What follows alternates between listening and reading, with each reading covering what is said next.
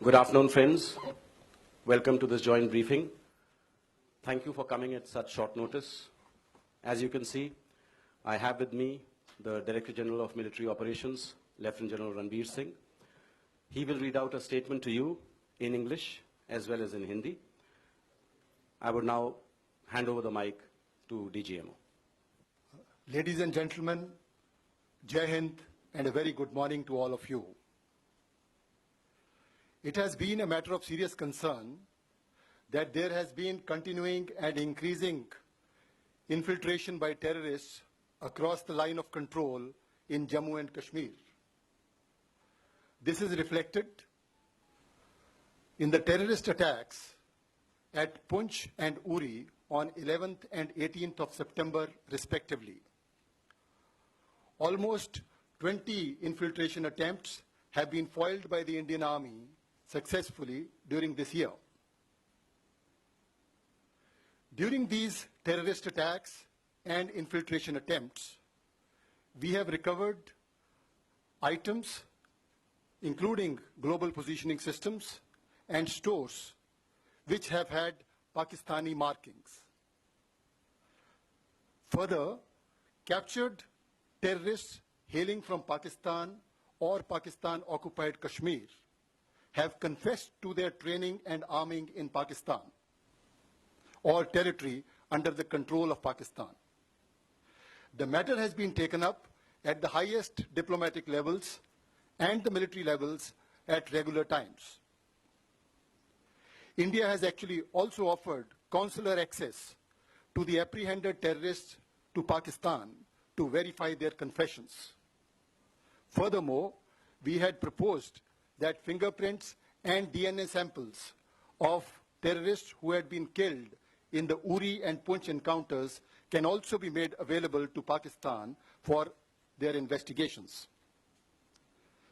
Despite our persistent urging that Pakistan respect its commitment made in January 2004 not to allow its soil or territory under its control to be used for terrorism against India, there has been no let-up in infiltration or terrorist actions inside our territory.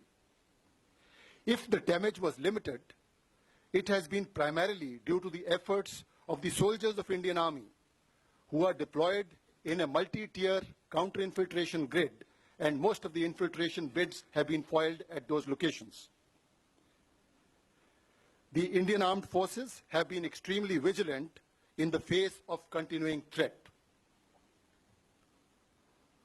Now, based on very specific and credible information which we received yesterday, that some terrorist teams had positioned themselves at launch pads along the line of control with an aim to carry out infiltration and terrorist strikes in Jammu and Kashmir and various other metros in our country.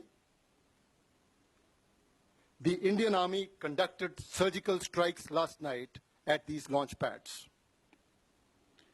The operations were basically focused to ensure that these terrorists do not succeed in their design of infiltration and carrying out destruction and endangering the lives of citizens of our country. During these counter-terrorist operations, significant casualties have been caused to the terrorists and those who are trying to support them. The operations aimed at neutralizing the terrorists have since ceased. We do not have any plans for further continuation of the operations. However, the Indian Armed Forces are fully prepared for any contingency that may arise. I have just spoken to the Pakistani Director General of Military Operations and explained our concerns, and also shared with him the operations we had conducted last night. It is India's intention to maintain peace and tranquility in the region, but we can certainly not allow the terrorists to operate across the line of control with impunity and attack the citizens of our country. In line with Pakistan's commitment made in January 2004 not to allow its soil or territory under its control for any terrorist activities against India, we expect the Pakistan Army to cooperate with us with a view to erase this menace of terrorism from our region. Thank you very much.